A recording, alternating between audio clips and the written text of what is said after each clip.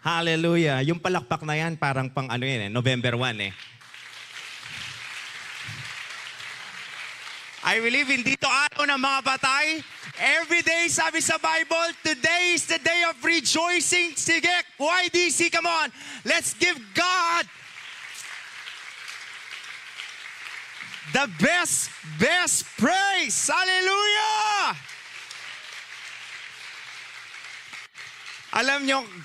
Alam ko na bilin ko na ito sa inyo before because I believe sa generation nyo, sa your generation, ages 12 to 23. Amen. Nasa inyo yung pinakamataas at pinakamataas na level ng energy. Amen po ba doon? Ang mga kausap ko ba ay mga 12 to 23 or 60 years old? 60. Kaya kung 12 to 23 kami, kasama nga pa nga tayong mga tito at tita sa likod eh. Amen. Praise God. Kung may energy ka pa, and I believe you have it today, come on, use it to give God glory. Hallelujah, because God is worthy. Sabi nga sa kanta, nararapat ang ating Panginoon. Come on, hallelujah. Hallelujah. Ilang araw na lang, 2026 na. Amen. Ilang araw na lang ba, Kuya Matt? This is December 20. 11 days, 2026 na. Sinong ready na sa 2026? Amen. Amen. Sino ang handa na sa mga breakthrough niya sa 2026? Pero naniniwala ba kayo sa 11 days, meron pang gagawin ng Panginoon sa mga buhay niyo? May mga sasagutin pang panalangin ang Panginoon sa mga buhay niyo. Amen. Kung naniniwala ka, kapatid, one more time, let's worship the Lord. Alam nyo, sa worship, sa palakpak pa lang, that is an act of faith already.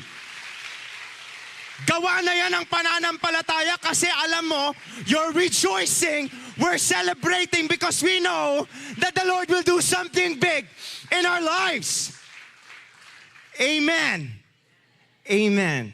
Though I believe, isa sa mga pinagdadaanan natin dito ngayon, sino dito tapos na yung mga Christmas parties lahat sa buhay niya for 2025? Hindi pa.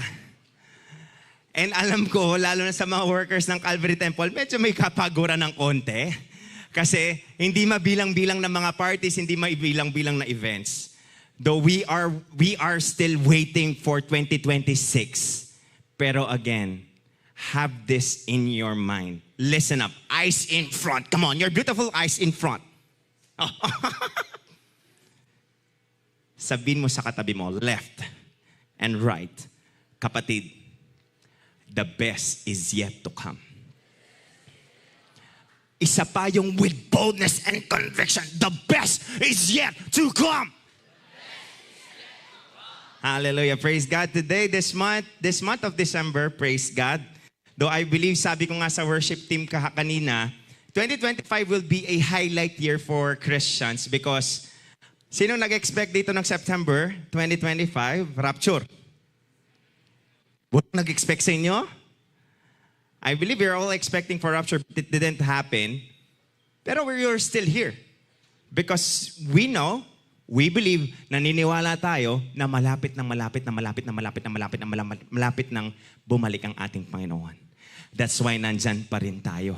Amen. Hallelujah. This month we've opened another series, a beautiful and powerful series, which is called The Attributes of God Revealed Through the Birth of Jesus. But before we go through, bago tayo mag-go through sa ating lesson, sa ating preaching, sa ating message for today, of course, we have Mike. Can I see the hands of the forerunners, please? Lahat ng mga kamay ng mga forerunners. I have a question. Sorry, di ko na ano yung mga sa ABS or something. Forerunners. Raise your hand. Pakataas nyo. Not to be proud, but I want to acknowledge you. Forerunners, hindi ganyan. Ganyan. Ba, hindi ba kayong mga naligo? Ba't hindi ko pa nakikita yung mga kamay nyo? Okay, Keisha, I have a question. Keisha, hello. YDC people, this is Ate Keisha. Say hi, Keisha. Say hi, Ate Keisha. Parang Calvary Kids. Hello din. Ayan, I have a question. How do you see yourself the same with Jesus? Ano ang nakikita mong pagkakapareho nyo ni Jesus? Joyful. Joyful? You're joyful, same as... Paano mo nasabi yon? Kasi po, joyful is one of the way of para ma-encourage tayo ni Lord. Mhm. So, ganun din po yung ginagawa ko towards other people po. Okay, to be joyful. And you know, that's one character of Jesus, that it is in you too. Okay, thank you, Sister Keisha. Forerunners.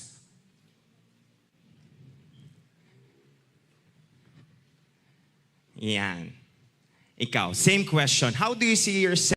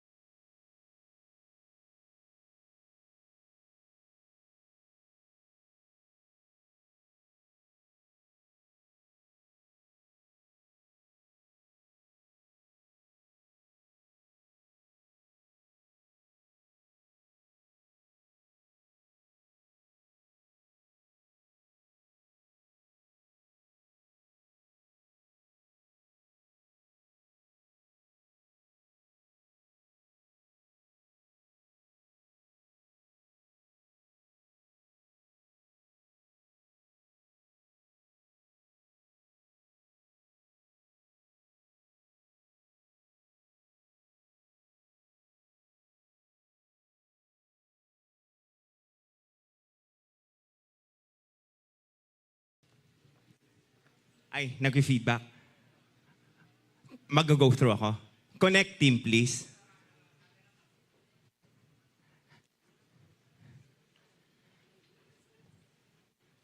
Ito ang nanalo ng e-bike. Praise God. Ang champion, hindi naman na grand champion. Ang winner ng pinaka anong regalo last time. Si bro. Bro. Quiz pala, quiz. Ikaw, see yourself the same with Jesus. Compassion po. Compassion. So you can say that you're compassionate. Yes po. How? Ano ba to? Kumbaga, let's say, merong nagdala ng pizza, tapos napansin ko na parang hindi makakain lahat. Minsan mas gusto ko na lang mag-sacrifice. Oh, nandun ka na sa ganong level. Yes. So wala kang cheese bread mamaya, okay lang? Okay lang. Ba? Hindi kasi sa kanan. Hindi, joke lang. Sige, praise God. Okay. Sino gusto mag-volunteer kahit hindi Forerunner, hindi Connect? Raise your hand. Benjamin. Sige, raise your hand. Alam nyo, kapag nagkakaroon tayo na, this is an interactive type of conversation wherein we can really know kung paano tayo natututo. Raise your hands. This is just a simple question. Hindi po to pagmamayabang lang. Who wants to answer? Ikaw, brother. Sige. Ano kasing pangalan mo, bro? Joseph po. Joseph, can you please stand? Joseph, ikaw, paano mo nakikita ang sarili mong pareho kay Jesus? Joyful po. Joyful din. Paano mo nasabing joyful ka?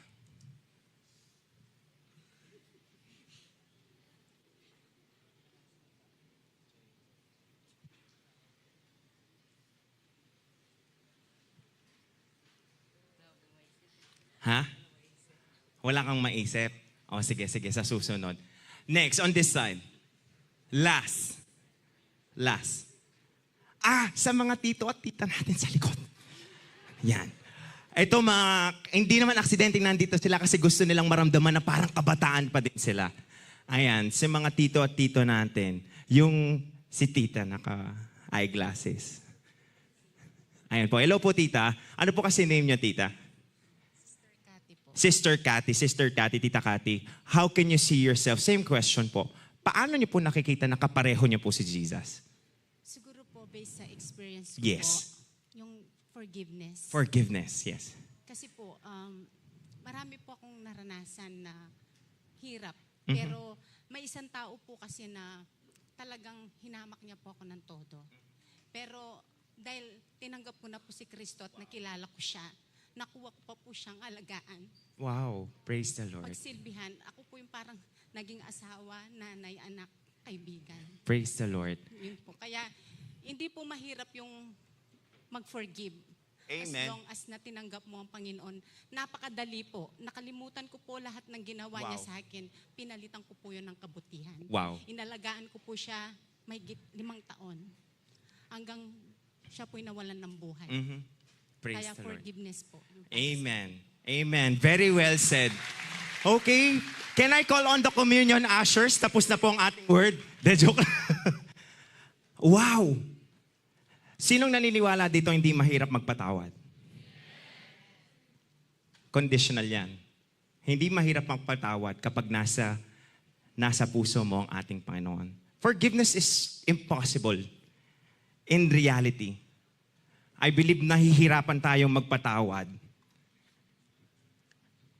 Sorry. But if Jesus is in our hearts, we can and we choose to forgive. Why? Dahil tayo din pinatawad niya. Amen. Hallelujah. Bakit niyo po tinanong yan, Kuya AJ? Why do I ask this question? Why did I ask this question? Because we're speaking about the attributes of God.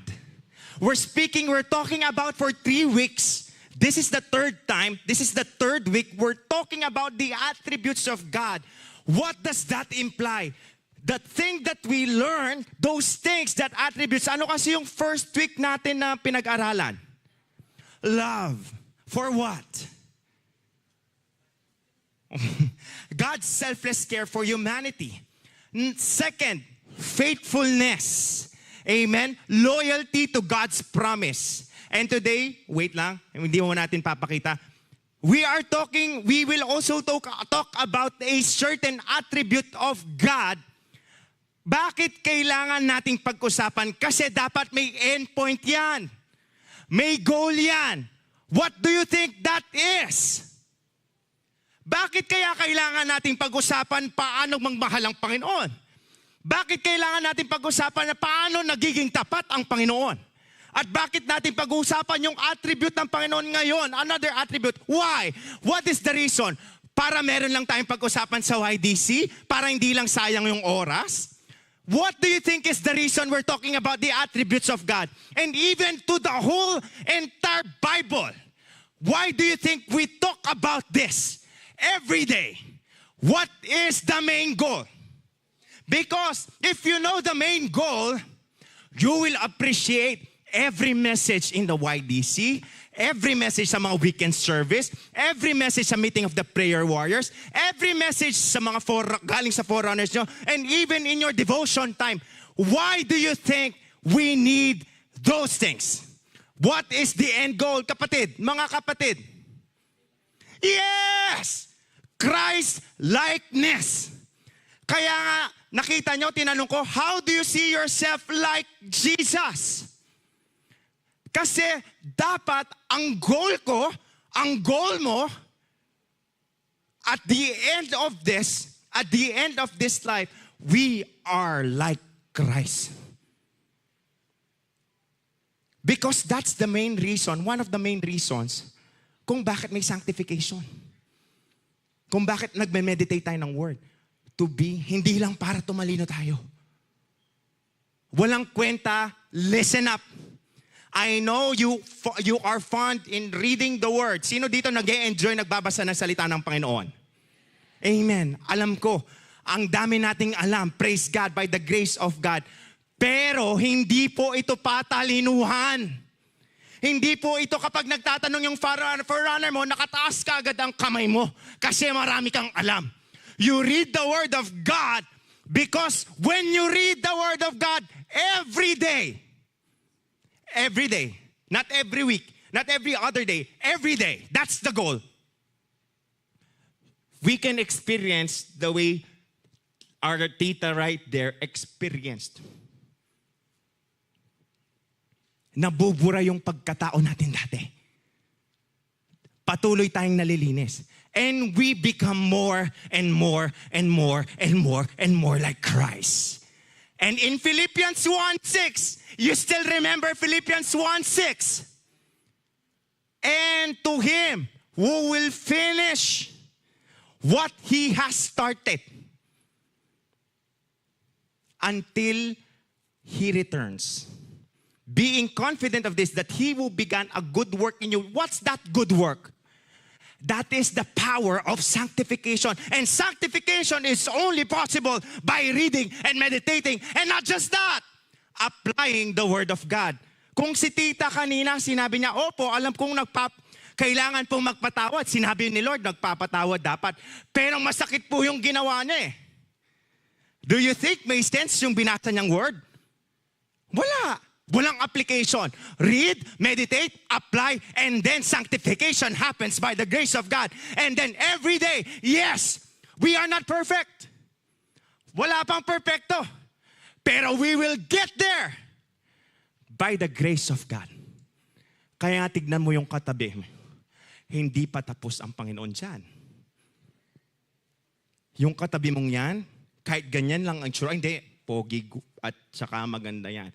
Hindi pa tapos ang Diyos dyan. Amen. That's why today, praise God, we are to, wala tayong orasan, no? Bigyan mo akong oras. We are going to talk about one important attribute of the Lord. Na alam kong alam nyo rin to, pero I believe the Holy Spirit will reveal to us something that is so essential, something that is so important that we need to live by every single day. Amen. When we talk about Christmas, what do you think about? Kapag pinag-uusapan natin ang Pasko, anong unang pumapasok sa isip niyo, kapatid? Pera. Parang Christ-likeness na lang pinag-uusapan natin kanina, di ba? Ano, Christmas parties. Ano pa? Bakasyon. Ano? Birthday ni Jesus. Ano pa? Regalo. Ano pa? Dapat marami yan. Di ba sabi nga sa kanta, may tatalo pa ba sa... Oh. Walang tatalo sa Pasko ng Pinas. So dapat familiar tayo dyan. Anong naiisip nyo? Ano pumupunta? Ano pumapasok sa isip ng mga taga-YDC kapag pinag-uusapan ng Pasko? Birthday ni Jesus, may regalo, may pera. Ha? What? Busog. Halata na sa iba sa inyo. Wala pang Noche Buena. Ano pa?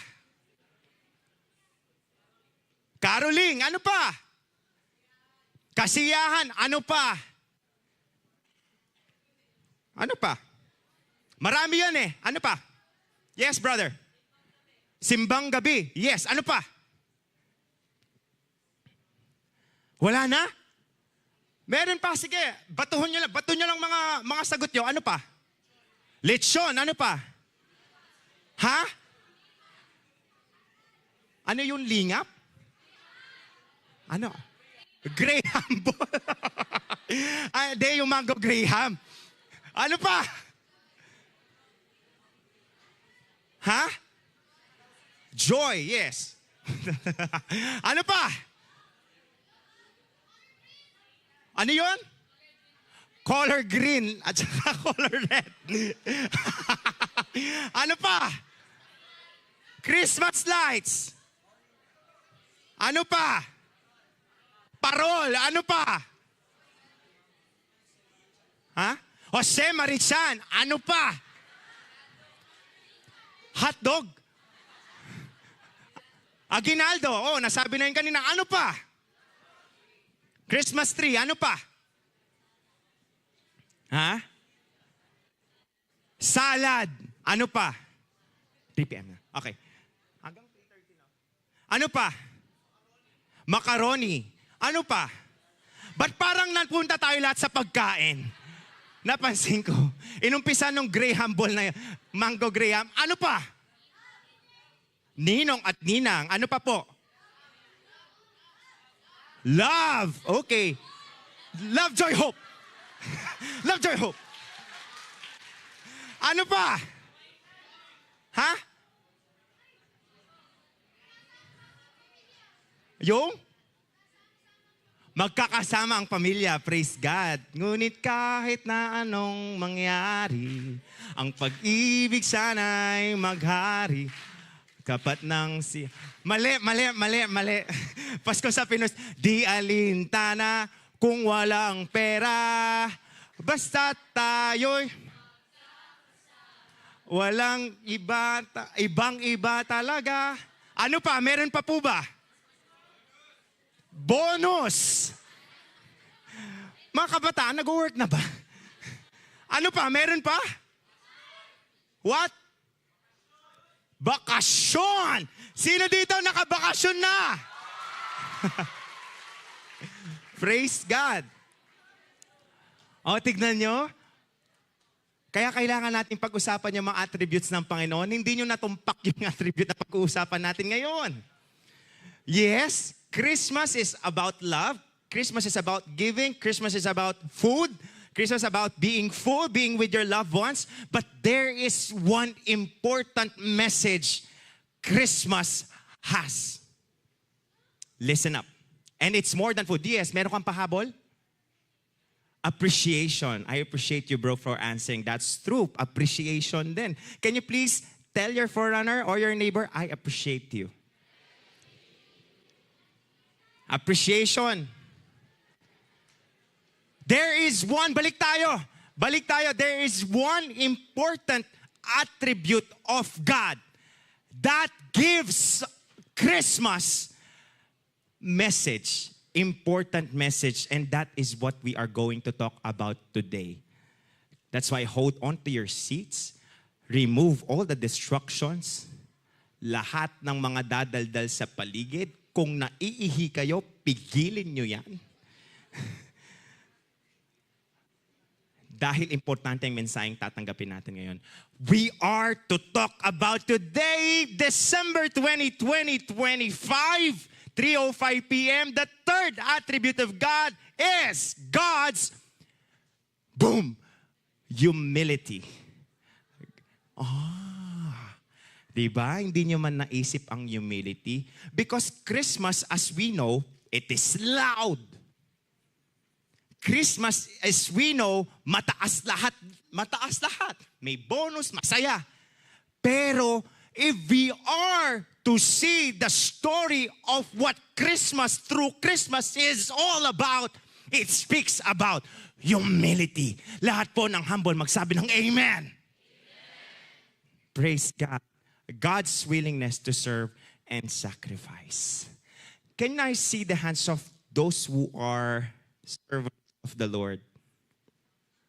Ang mga servants. Nagkakata yung mic, no? Sa lahat po ng mga servants ng Panginoon, can you please raise your hand? Praise God, ang dami.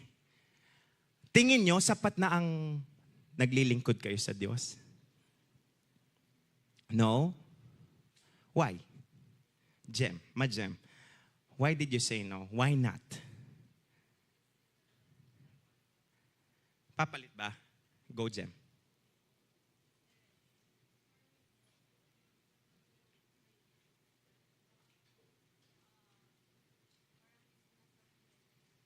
Isinasabuhay ang pagiging servant. Okay. I tell you this. Lahat tayo, the moment we accepted Jesus, listen up. The moment we accepted Jesus, the moment we have accepted Jesus, nandyan na, naka-embed na ang paglilingkod sa atin. But then, it is still a choice. Pipiliin mo. Pero makinig. You can serve God and yet you still miss the whole point. Bakit?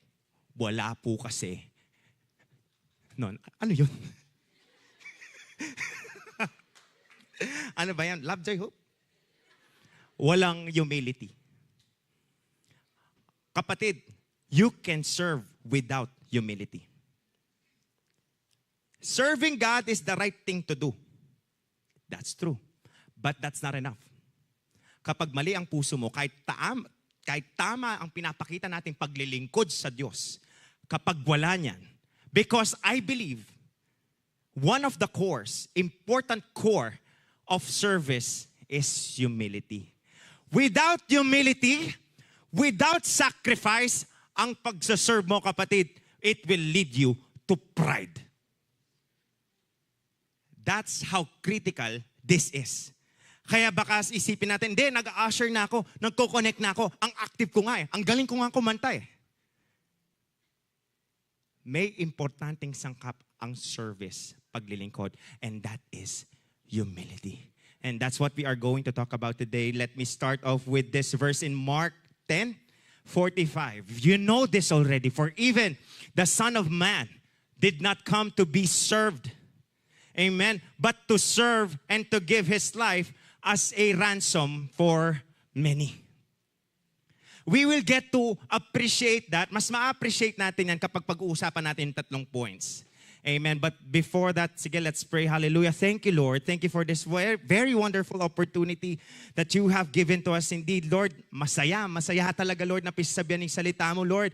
Thank you, Jesus, for continuously changing us from glory to glory. Those answers we just received, yung mga sagot pong yon, Panginoon, Lord, hindi pa po kayo tapos, Panginoon. Marami pa pong mga pagbabago ang ibibigay, madadala po para sa aming mga buhay, Panginoon, because you are alive. Your word is active. Your word is powerful. Same as today, Lord, ang salitang tatanggapin po namin, Panginoon. Lord, I believe, Lord, it will change us, Lord. It will transform us, Lord. Salamat po. We give you all the glory. We give you all the honor. We give you all the praises. In Jesus' name we pray. Everybody say, Amen. Sinabi dyan, for even the Son of Man did not come to be served.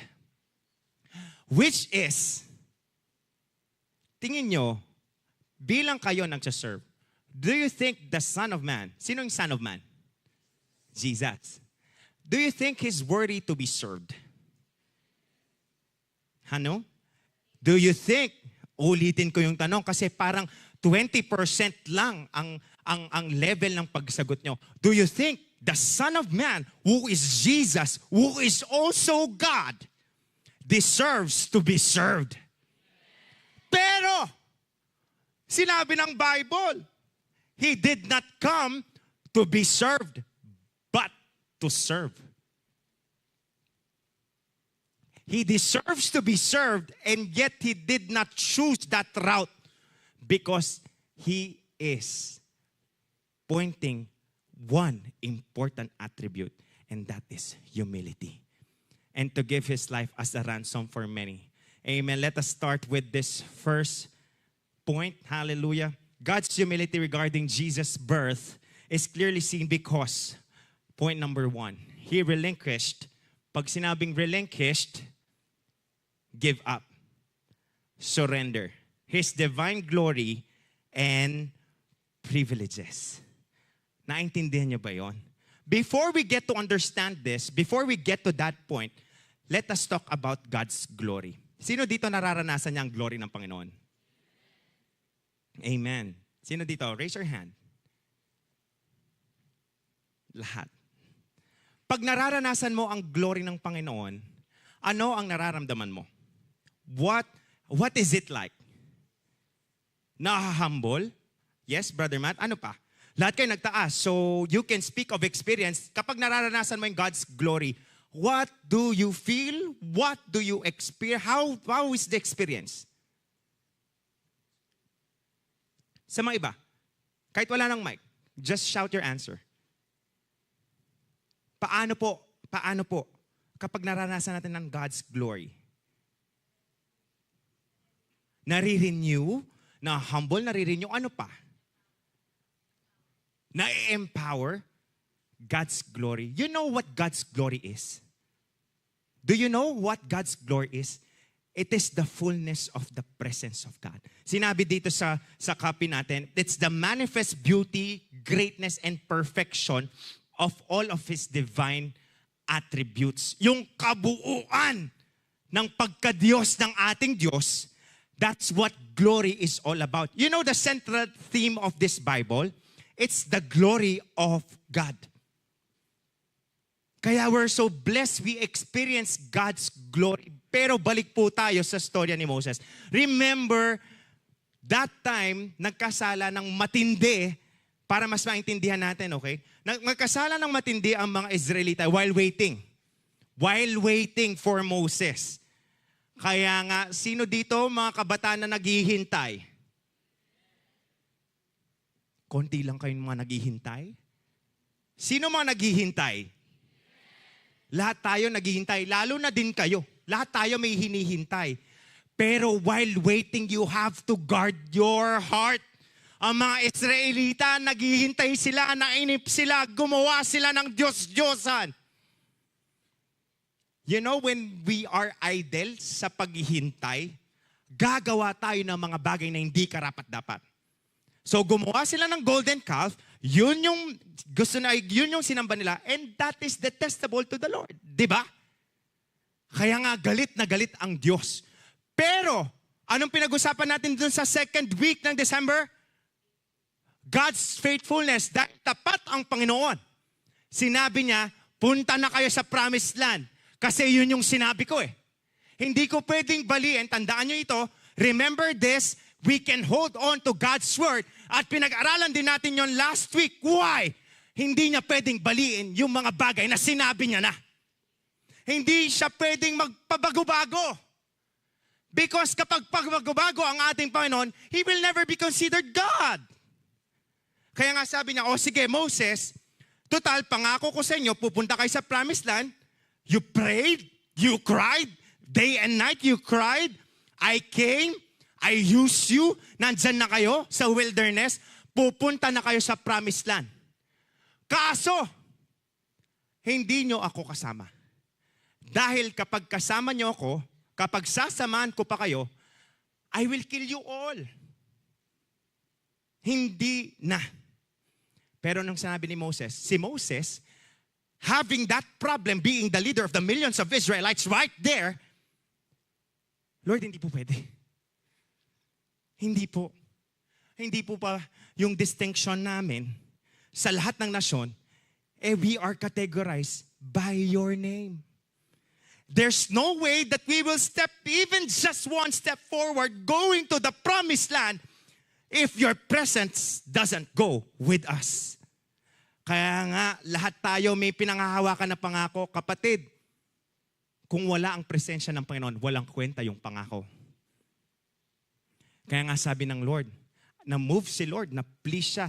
In Exodus 33, this is one beautiful verses that we will read.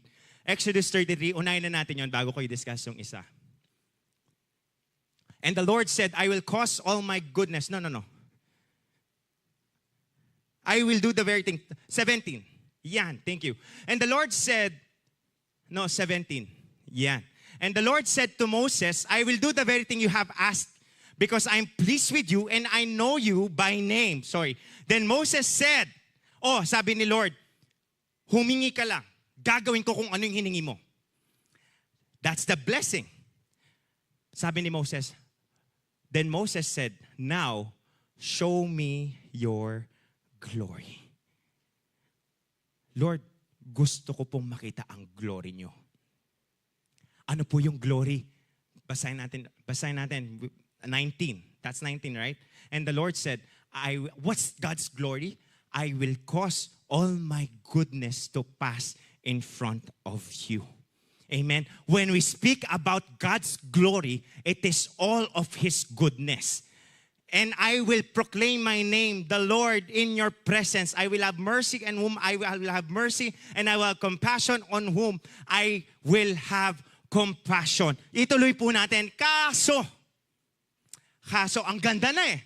I will pass on. I will show, Lord, show me your glory. Okay, sabi ng Panginoon, I will show to you all of my goodness in my name. So that's His glory. I-forward natin on verse 20. But He said, you cannot see my face. Dahil kapag nakita ni Moses ang kabuuan ng glory ng Panginoon, he cannot live. Naintindihan nyo ba? Dahil ang glory ng Panginoon, kaya hindi natin pwedeng tawanan, hindi pa, nakita, eto, si John, how does John name himself? John, the disciple, beloved. Bakit tinawag na beloved? Bakit niya tinawag ang sarili niyang beloved? Close sila ng Panginoon. Close sila ni Jesus nung nagbe-ministry siya dito. Pero doon sa Revelation, nakita niya yung kabuuan ng glory ng Panginoon doon. Anong ginawa ni John? Lord, I miss you. Di ba, John the Beloved? Sinabi, John the Beloved, close na close kay Lord. Laging nakalay ang head kay Lord, kay Jesus. Pero pagdating sa heaven, that fullness of glory, anong ginawa ni John? Nagpatira pa. Dahil hindi kayang i-contain ng tao ang glory ng Panginoon. Can you just imagine that? Can you imagine the glory of God? Kaya nga sinasabi, what do you experience when you experience? What do you feel? What is it that is happening when you experience God's glory? Nagpapatira pa, nag-bow down, na-humble. When we speak about God's glory, it's His brilliance. It's His splendor. Pag God's glory yan, it's light. Light. Sinabi sa Psalms, it's brighter than the sun. Brother Jordan, nandyan pa si Brother Jordan. Subukan nyo lang ha. This is just a for illustration. Sining nasa lights, pwede ba nating i-full blast yung lights dito? Subukan yung itutok yung mata nyo sa lahat ng ilaw na nandyan. Ifo-full blast yung lights. Because sinabi sa Bible, ang glory, eto, artificial light, wait lang, artificial lang ang light niyan. Hindi pa light ng gagaling sa araw. And sinabi sa word, it's brighter than the sun. Tignan nyo lang, subukan yung tingnan. Kaya? Ayan na yan. Medyo hindi tayo yung full blast kapag mag-ano tayo pag nasa height na yung worship.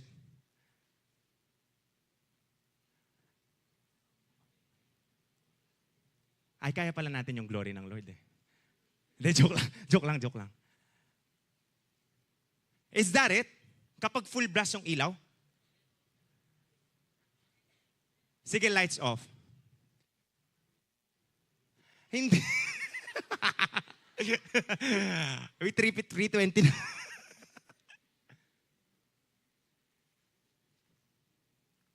Ito, yan, lahat yan, di ba?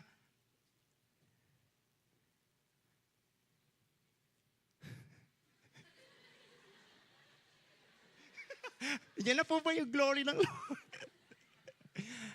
Alam ko, meron yan kapag blinding. Nararanasan nyo ba yon? Sa worship, kapag bablind, kasi may story kasi mga worship eh. Kapag nasa height na ang worship time, ang light director natin, ano niya talaga, itotodo niya yung ilaw, at alam ko, hindi niyo siya titignan kasi masakit sa mata. Nararanasan niyo yun? Naranasan niyo na yun sa Calvary Temple? That's just light. Okay na, thank you so much. Dan-discuss ko na din. That's just an artificial light.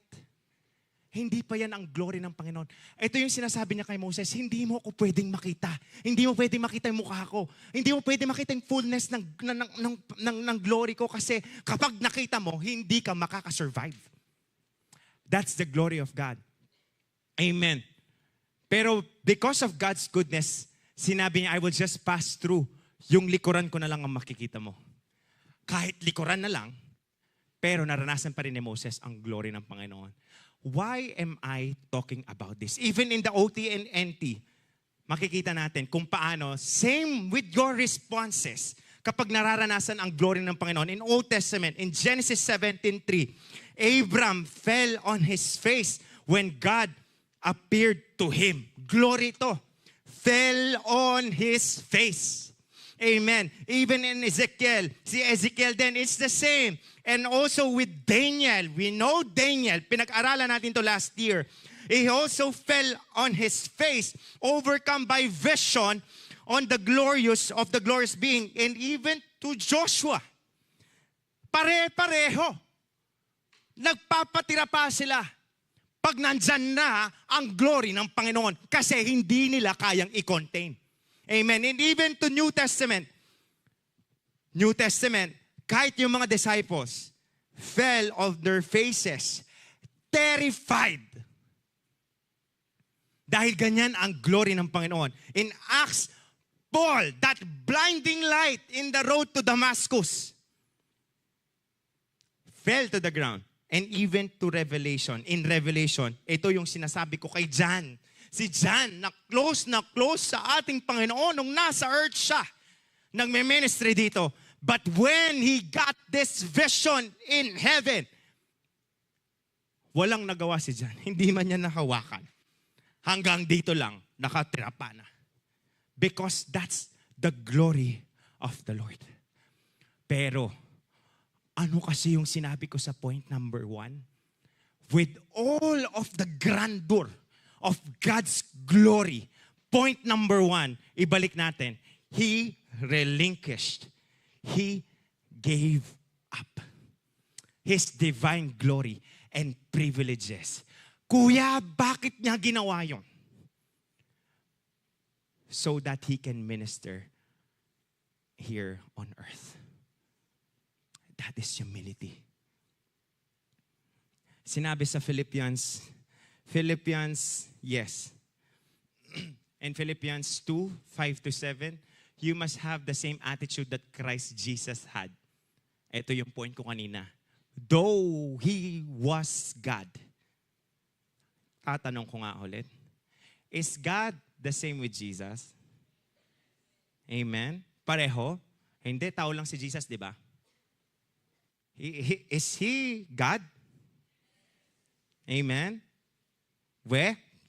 Sigurado? Tao lang siya eh. Di ba isa lang siya sa mga propeta, si Jesus? Sure?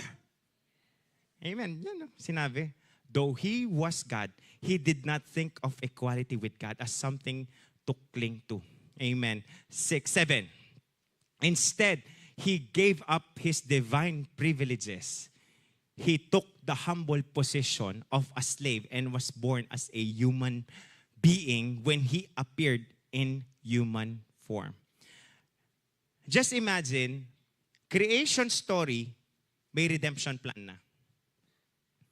Bago palalangin ng Panginoon ang tao, may redemption plan na. Ganyan kabuti ang ating Panginoon. Alam ng Diyos na magkakasala ang tao because all-knowing ang ating Panginoon. Hindi siya gumawa ng plano, panibagong plano, nung nagkamali si Adam at saka si Eve. Even before nangyari yon, may plano na. And that is the plan. Tingin nyo, kaya ba ni Lord in just one click liligtas ang tao? Kaya? Hindi. Nagkasala si Adam and Eve. Nagkasala yung sa mga Tower of Babel. Sobra na yung kasalanan nila. One click, burahin natin. Kaya ba? Kaya niya. Pero hindi siya dumating at pumunta doon. Why? He chose this route. Bakit? Kasi meron na naman siyang gustong ituro sa atin. Bakit tingin nyo, kailangan niyang tanggalin yung pagka-Diyos, isang tabi, hindi tanggalin, isang tabi yung pagiging Diyos niya to serve? Ha? Hindi siya mamamatay kapag Diyos siya? That's one important point. Bakit? Ano pang reason? Why do you think kailangan niyang isang tabi? O dito muna. Para maintindihan niya tayo. Praise God. Ano pa? Ha? Because what? He want to dwell with us because He cannot dwell with us kapag nasa full na siya ng glory niya. Tama? Pinili niyang maging tao. Pero, di ba 100% human si Jesus? Pero paano siya nakakapagpagaling? Paano siya nakakapaggawa ng miracle kung kapareho lang natin siya? Sabi ni Sister Chassie, hindi kuya, para maintindihan niya tayo, which we will talk about later on. paano siya nakapag-work ng miracle? 100% human siya. What's with the Holy Spirit? Power. What's with that? Ano yung isa sa mga importanteng pinopoint nito? Why did God design this route for Jesus to become human being? Humble. Kapag humble, ano ang meron? Yun. Kasi kailangan niya maging tao, yes. Hindi siya pwedeng mamatay kapag Diyos siya. Being just, kailangan with the payment of sin is death. Hindi siya pwedeng mamatay kasi Diyos siya. Kailangan niya maging tao. Ano pa? Kailangan ituro niya sa atin, kapag tao ka, tao tayo, we have to be dependent on God. Meaning to say, when you say that you're humble, you're dependent on God. Paano po siya nakakapagpagaling? Paano po nagagawa yung mga miracles? Because He's dependent on God, even if He's 100% human. Kaya sa ating mga buhay, may mga pinagdadaanan tayong problema, may mga pinagdadaanan tayong hurdles. We will experience miracle. We can lay our hands on the sick and they will recover. How? When we are dependent on God. Just like Jesus. Ang totoong sense ng humility, hindi ka gagawa ng sarili mong plano. Ang totoong sense ng humility, susunod ka sa kung anong pinapagawa ng Panginoon sa'yo. You know, what this generation needs right now is this verse. Because this generation shouts, what about me? Yung generation na to, about me. Pero for you to really live life, tanggalin mo yung me. Bakit ko tatanggalin yung me? Ano bang ibig sabihin nun, kuya, wala nang mag-aalaga sa akin? Ako na nga lang nag-aalaga sa akin. Hindi. Tanggalin mo yung me kasi meron nang nag-aalaga sa'yo. Ang Diyos hindi kanya pababayaan. Instead of what about me, what about them?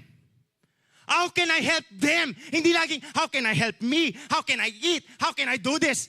Hindi dapat. Ang humility, it points out not to yourself, but to other people. Dahil kapag ang mata mo para sa ibang tao, doon mo makikita ang katapatan ng Panginoon na kahit hindi mo tignan yung sarili mo, siya ang bala sa'yo. That's the sense of humility. Kaya nga si Jesus, hindi siya pinabayaan ng Diyos Ama. Give up niya yon. He gave up all those privileges. Just imagine, i-give up mo yung bagay na kung sino ka just to serve. Pero ni minsan, hindi natin nakitang pinabayaan ng Diyos Ama ang ating Panginoon. Kaya nga again, sino dito ang servants ng Panginoon? Kapag sinasabi mong servant ka, you give up your privileges. When you choose to serve in the right way, wala dapat glory. Kahit walang privileges, okay lang. Worship team, nandito ba mga worship team? Kahit walang allowance, okay lang. Kahit walang siomai on the side, okay lang. Napakayas mo pa, Brother Matt, ha? Hindi ka naman kumakain ng siomai. Di ba? Magsaserve ka kahit wala in return. Ganon ang service with humility. Kahit wala, hindi na about sa'yo, dapat doon tayo pupunta. Kasi ang generation ngayon, kaya ang daming problema, especially sa mental health. Tingnan nyo. Kailangan ng validation. Kailangan mapansin. Kailangan, dapat nakikita ako. About me. Pero ang antidote dyan, be humble. Kailangan may pag-regard ka din sa ibang tao, hindi lang dapat ikaw. Humility is not about having a self-pity, self-deprivation. Not about that. What's humility? It's having an honest evaluation of yourself in the presence of the mighty God. That's what humility is all about. Praise God. On the second point, ilang minutes na lang? 32. Hallelujah. Nabis ko kasi.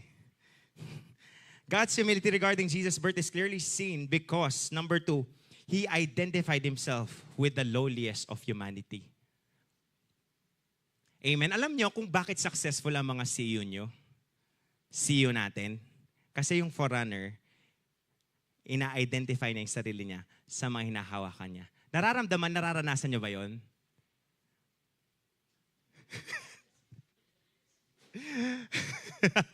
Nararanasan nyo ba yung mga forerunners nyo, nakikita nyo, nakiki-identify sila sa inyo? Ha? Naintindihan nyo ba yung tanong ko? Kaya nga nakikita ko, growing, especially sa youth, growing ang mga CUs kasi the members are seeing their forerunner identifying themselves with them. Paano? Paano? Hindi nararamdaman ng member na sobrang taas ni forerunner. Ba't ganyan yung mga reaction nyo? Parang mag-open forum tayo dapat. Because Jesus, being, of course, our forerunner, our model, He identified Himself with the lowliest of humanity. He can identify Himself with the king. Kings, queens, royalties, kasi yun yung level niya eh. Level niya yun eh. Pero hindi eh. Hindi. You will see these verses. We will have a rundown. Tignan nyo kung gaano from the very moment that He was born hanggang sa makikita na in succession. In Luke 2 verses 6 to 7, while they were there, saan napanganak si Jesus? Sa Bethlehem. Saan sa Bethlehem? Sa Sabsaban. Sabsaban is a manger. Tanong ko, tingin nyo, Jesus, God, creator of everything, does He deserve to be born in manger? Deserve niya ba yon? Hindi. Kayo, gusto niyong mapanganak doon? Tanungin ko kayo. O kaya, hindi pa, baka makapag-isip sila eh. Gusto niyo bang mapanganak sa manger? Alam niyo ba yung manger? Alam niyo ba yung sabsaban? Ano yung sabsaban? Parang makeshift yun na inaanan sa mga hayop. Gusto niyong mapanganak doon? Hindi, di ba? Gusto niyong mapanganak saan? Sa hospital. Parang ako, kakapanganak lang ng asawa ko, na ayaw ko siya mapanganak doon. Kaya nga, gumastos, nagtrabaho, nagsipag, para mapanganak ang aking anak, first baby, praise God, sa isang maayos na lugar, which is the hospital. Pero ako lang to, si Lord. Anong deserve the Lord? Being the glorious God that we have, anong deserve the Lord? Saan siya dapat mapanganak? Parang dapat St. Luke's level. Di ba parang ganon? Pero hindi eh. Sa manger. Kasi ipinapakita at tinuturo ulit ng Panginoon kung ano ang humility. Amen. Praise God. Sinabi dyan, while they were there, the time came for the baby to be born. She gave birth to her firstborn, a son. She wrapped him in clothes and placed him in a manger. Amen. Because there was no guest room available for them. Baryo to. Baryo. Pero dun siya napanganak. Nag-complain ba si Jesus? Ayoko dyan. Ayoko dyan.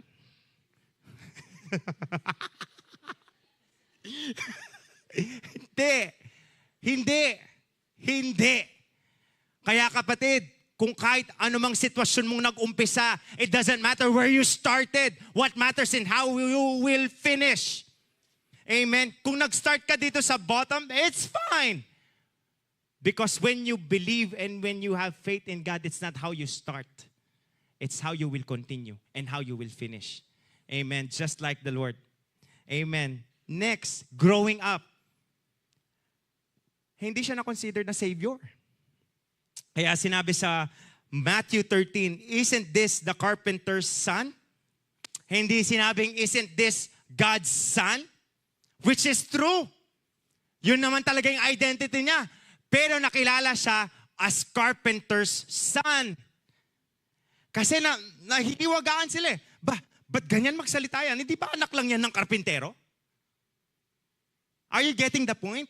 He was not identified as the royalty. He was not identified as something that has big names.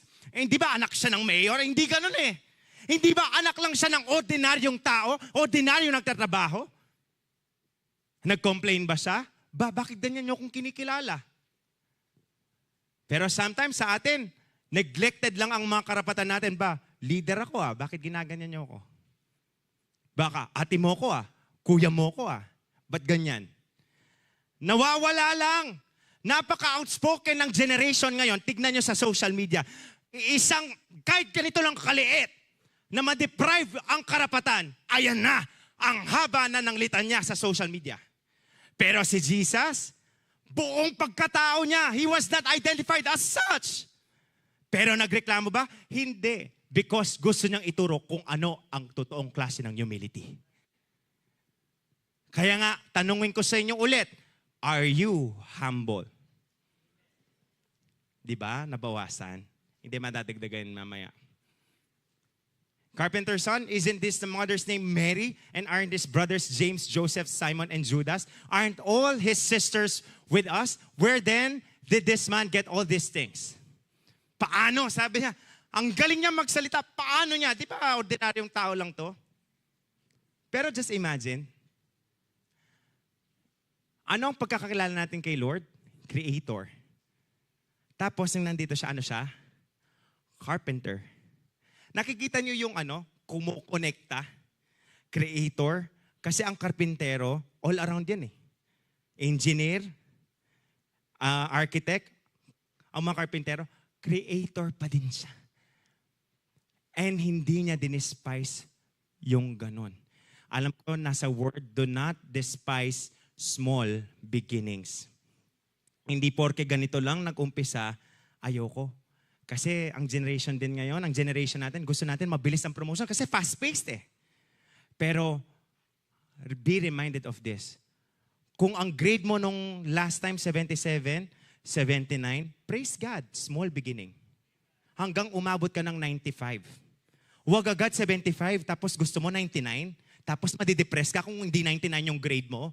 Celebrate small victories. Celebrate small wins.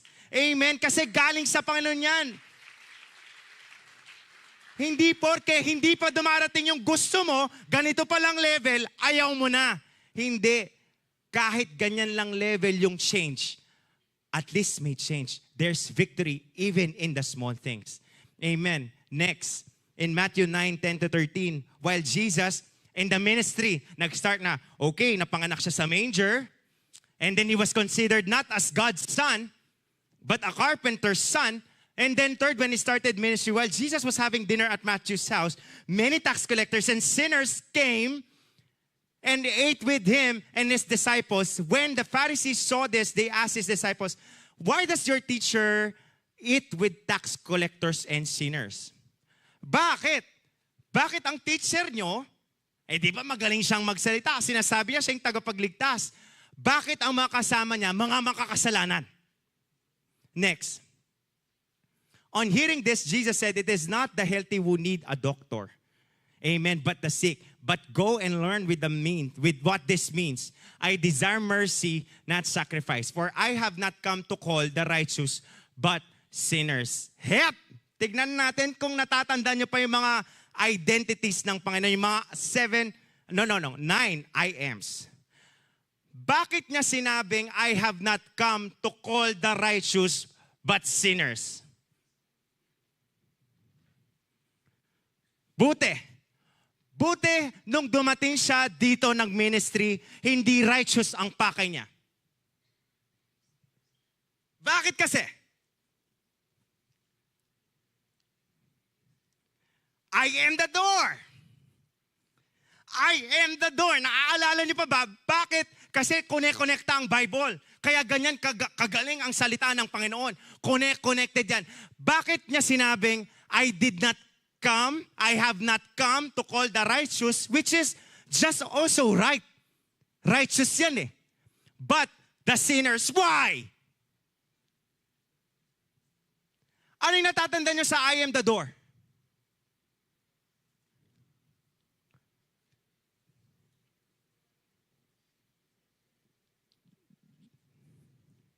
Yung threefold ministry. Kasi kung titingnan natin yan, bakit parang may discrimination si Jesus dyan? Hindi po. Ano kasi yung three-part ministry ni Jesus? The two-piece?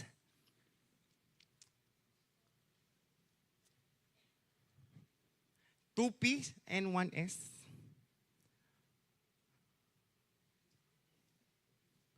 Prophet, priest, and Savior. Because He came here to what? S. E. E. K. T. H. E. L. O. S. He came to what?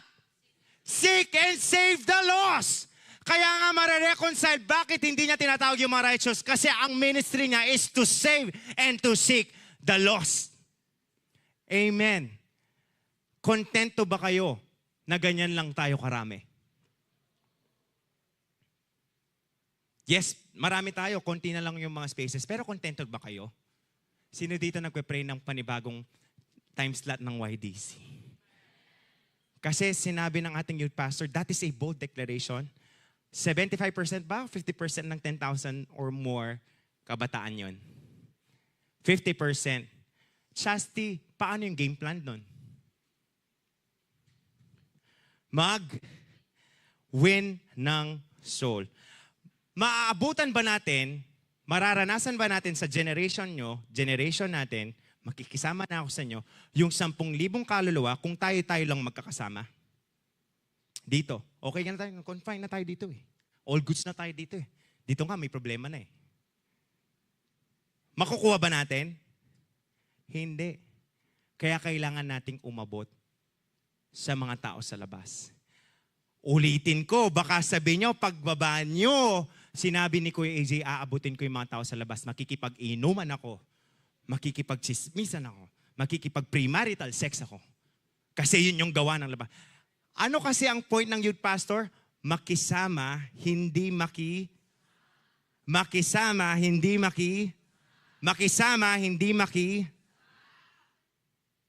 makisama. Yun ang ginawa ng Panginoon. Hindi siya nakisama. Nakisama siya para ma-reach out niya yung mga nawawala. Sino dito 2026, marami siyang dadalhin na mga lost souls na matatagpuan ang ating Panginoon. Amen. Amen. Praise God. Praise the Lord. 46. Thank you, Lord. Wala sigurong ministry song. John 13:5. After that, He poured out water into the basin and began to wash His disciples' feet. This is one ultimate display of humility. Dati, walang sasakyan. Walang mode of transformation. Ang pinaka-mode of transportation nila, paglalakad. And sino dito naka-witness na ng wedding na may washing of feet? Meron na, no? That was one beautiful ceremony, part of the ceremony. Pero alam niyo, pag-wash ng feet ng Panginoon dyan, hindi parang doon sa wedding. Yung pag-wash ni Jesus ng feet ng mga disciple, kahit kasi singit-singitan ng paa. Dahil may tae yan, may dumi yan. Kasi nga, naglalakad lang sila. Pero ginawa na yun. Hindi naman niya dapat gawin yun eh. Bakit niya gagawin eh? Dapat boss nga siya eh. Siya yung, di ba, the glorious God that we have. Pero ginawa na yun. Kasi gusto niyang iserve ang humanity. Para meron tayong maging example. Can you look at your neighbor? Are you willing to serve that neighbor? Pakilabas po yung mga basin dyan. Tanggalin naman sapatos. Though The washing of feet is one beautiful ceremony, pero hindi mo na kailangan hugasin ng paa ng katabi mo eh. Serve him. How? Encouraging him. Praying for him. Praying for her. Being available whenever he or she needs you. That's how you serve. Amen? And lastly in Philippians 2:8, and being found in appearance as a man, he humbled himself by becoming obedient even to death. Even obedient to death, even death on the cross. From manger to carpenter's son. Just imagine ang flow ng events ng buhay ng ating panahon. Manger, carpenter's son. He identified himself with the sinners. Hindi sa mga hari, hindi sa mga kamahalan. And then, he washed his disciples' feet. And then even to death. Nakikita niyo yung punto ng humility? Ang punto ng humility, ang endpoint niya, you die to yourself. Kapag nasabi mo na ang ultimate humility nasa iyo na, when you already died to yourself. Amen? Lastly, last point, he embraced the full human condition and suffering. It's one thing that you identify yourself with the humanity, but it's another whole different level when you say you embraced. Yan ang problema kung may man nakikinig po, tabi-tabi po. Sa mga ibang politicians natin. Gumagawa sila ng project na hindi naman nila alam kung ano yung pinagdadaanan nating mga normal individuals. Sino dito nag-NSTP? Meron tayong tinatawag, hindi ko alam sa generation nyo kung meron pa din, yung tinatawag na immersion. Bakit ginagawa natin ng immersion? Ano ba ang immersion? Sa mga mag-NSTP, isa yun sa pinaka-exciting na gagawin nyo sa college kayo. Ang immersion, pupunta ka sa isang lugar, mag-i-stay ka doon, alam nyo dati, pero hindi ko pinagdaanan yun ng generation namin, you have to stay there for 3 weeks. Matutulog ka doon, kakain ka kasama nila, maglalaro ka kasama nila, you will do life with them. Bakit? Bakit kailangan mong gawin yon? For you to understand them. Kasi maganda yung gagawa ka ng solusyon. Yes, it may be right, gagawa ka ng solusyon sa problema ng nandun, pero iba kapag nandito ka. Nagigets nyo yung point? It's one thing that you do solutions, you create, lalapit ang CEO mo. O ganito yung gawin mo, ganyan yung gawin mo, ganyan yung gawin mo, ganyan yung gawin mo. From that perspective, comparing na nandito ka, pinagdadaanan mo yung dinadaanan niya. Hindi lang nag-identify ang Panginoon, He embraced it. Hindi lang siya nakikita niya from a distance. Ganyan ang problema ng tao ngayon, so ganito ang solusyon na bibigay natin. Hindi, sumama siya. For him to say that I understand. There are 7 situations, 7 things. Run through na lang natin to. Jesus experienced full human condition and suffering as described in this Bible verses. Poverty and simplicity. Amen. He became poor. Amen. Sinabi sa Luke 9:58, Jesus replied, foxes have dens and birds have nets, but the Son of Man has no place to lay His head. Sa ministry ni Jesus, ano yung pinakamagandang kama? Uratex. Memory foam. Wala pong ganon. Pero nakita ba natin nagreklamo ang ating Panginoon? Tayo, wala lang tayong unan sa pagtulog. Ano na? Hindi mo lang makita yung security blanket mo. Ano na? Grumpy na tayo, pero si Lord wala. And He embraced that. Second, temptation. Sino dito natatempt? Amen. Lahat tayo. Even Jesus. Kasi minsan, iniisip natin, hindi, Diyos si Lord, kaya niya yan. Madali lang para sa Kanya. Hindi po. Hindi po. Let it be known today, ang mga pinagdaanan niya doon, parang tayo din. Yung mga pinagdadaanan natin, pinagdaanan din niya. For him once again to say, anak, I understand. Amen. In temptation, alam natin yan. In Hebrews 4:15, for we do not have a high priest who is unable to empathize with our weaknesses, but we have the one who has been tempted in every way, just as we are, yet he did not sin. Tempted in every way. Alam natin yan sa wilderness. Na-tempt siya. Pero alam niyo ba, hindi lang yun ang temptation niya. Kasi if you are going to finish that story, sinabi doon, si Satan, humanap ulit ng opportune time. Pero, hindi siya nagapi ng temptation. If Jesus did, if Jesus can, so can we. How? By being, dun sa point number 1, dependent on God. Amen? Number 3, physical exhaustion. Sino dito naranasan ng magpapagod? Halata naman sa amen nyo din, no? John 4:6, Jacob's well was there. Natatanda niyo yung Samaritan woman. Tingnan niyo yung Romans 8:28 dito. Nauuhaw siya. Pero he has to be there. May purpose siya. May purpose yung uhaw niya. Ibig sabihin, parang tao din siya. Actually, not parang tao. Tao din siya na nauuhaw, nagugutom. Tired as he was from the journey, sat down by the well. It was about noon. Physically exhausted. Emotional pain. Just like what we're experiencing. Amen. Matthew 26:37-38, he took Peter and the 2 sons of Zebedee along with him. And he began, amen, he began to be sorrowful and troubled. Amen. Then he said to them, my soul is overwhelmed with sorrow to the point of death. Ano ang ibig sabihin niyan? Si Jesus na depressed din. Pero, ang depression, just like on how you will learn that story, depression is not an end point. Dahil kahit ganun man, actually this is a challenge for him. Nararanasan niya na yung pain, nararanasan niya na yung agony, nararamdaman niya na yun. Pero meron siyang ginawa. He prayed. Sinabi niya, stay here and keep watch with me. Keep watch, you pray. Whenever you are in deep sorrow, you can do something about it. You can pray. Sometimes we say na hindi kasi ako nababalidate eh. Hindi. Umpisa pa lang ng kalungkutan na darating sa'yo, meron ka nang pwedeng gawin. Si Jesus naranasan niya din yon. You can pray. You can pray. Amen. 5th, betrayal.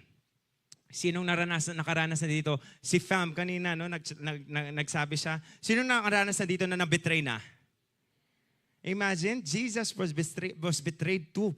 In Matthew 26, ng story ni Judas. Si Judas kasama niya for 3 years. Si Judas kumain kasama ni Jesus. Si Judas nabigyan ng authority. Pero nakita natin sa 50, nakita natin ang plano ni Judas. Nangyari ang plano ni Judas. Do what you came for. Anong tawag niya? Friend. Matatawag mo bang friend yung mga taong nakasakit sa'yo? Let alone, nakapag-betray sa'yo. Can you still call them as your friend? Sa totoo lang, parang ang hirap eh, no? Pero ito, life and death na yan. Pero Jesus still called him friend. Just imagine that. Next, mockery and humiliation. We know this too. In Matthew 27:27-31, they knelt in front of him and mocked him. Hail, King of the Jews. In 28, they spit on him. Dinuraan siya, took the staff and struck him on the head again and again. Naranasan niya din yon. Hindi bilang Diyos. Bilang tao na nakakaramdam na parang tayo din. Again, why did he choose that path? For him to say na, anak, I understand you.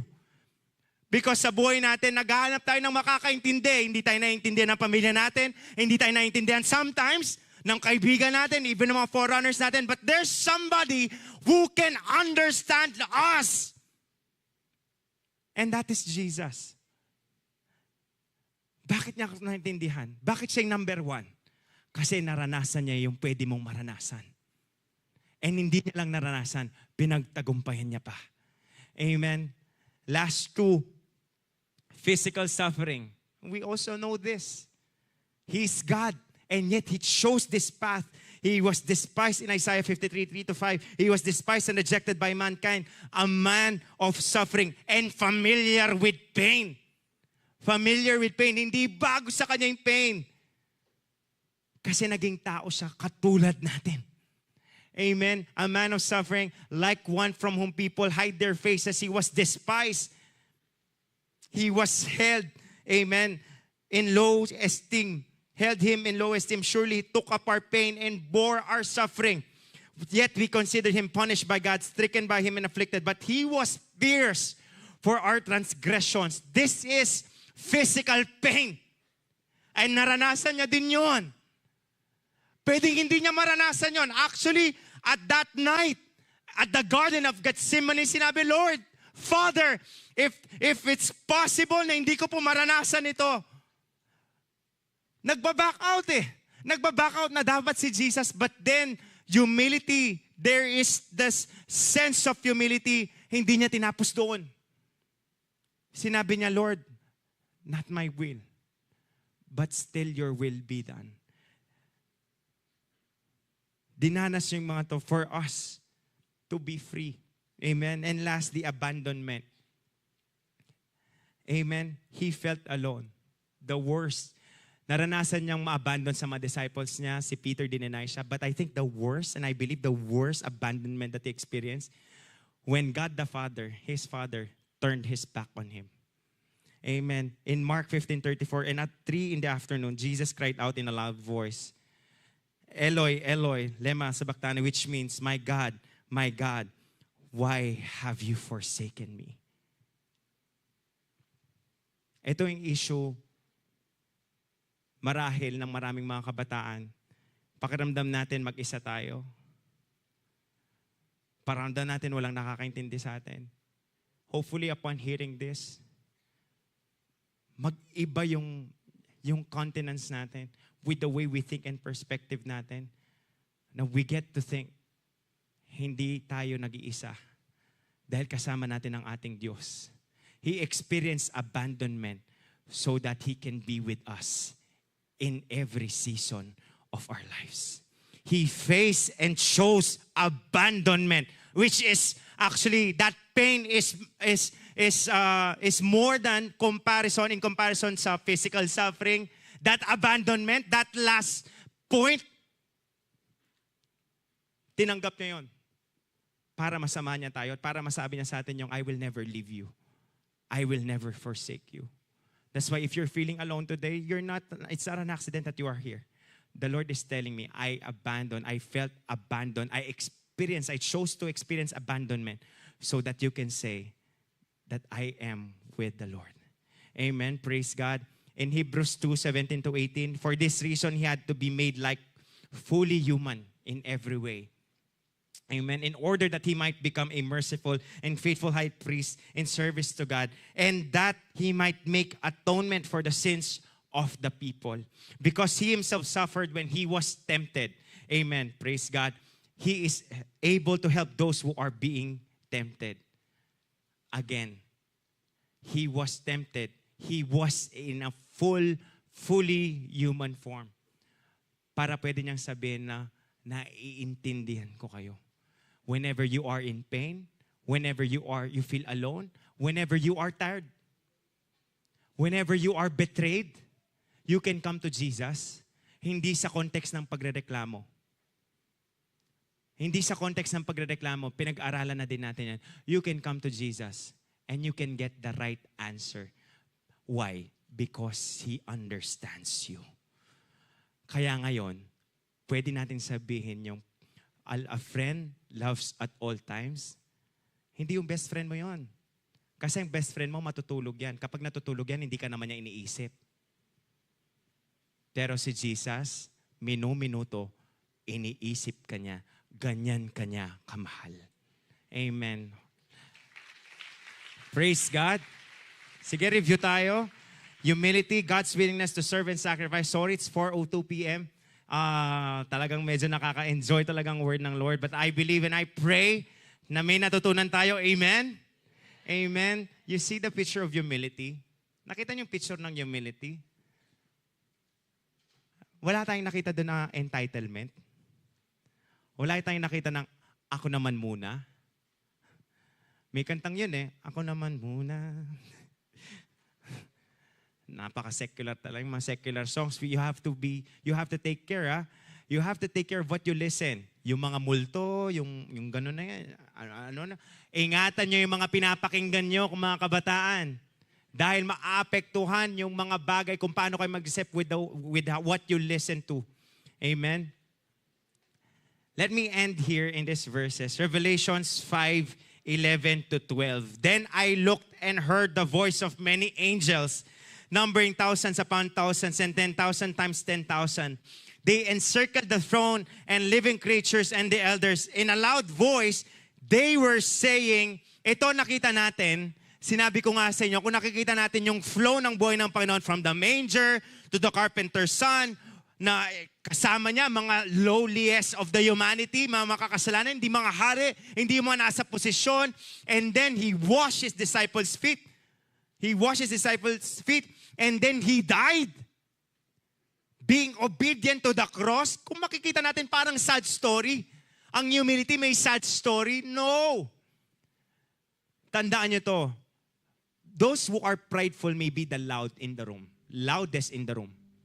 But those who are humble will always stand out from the room.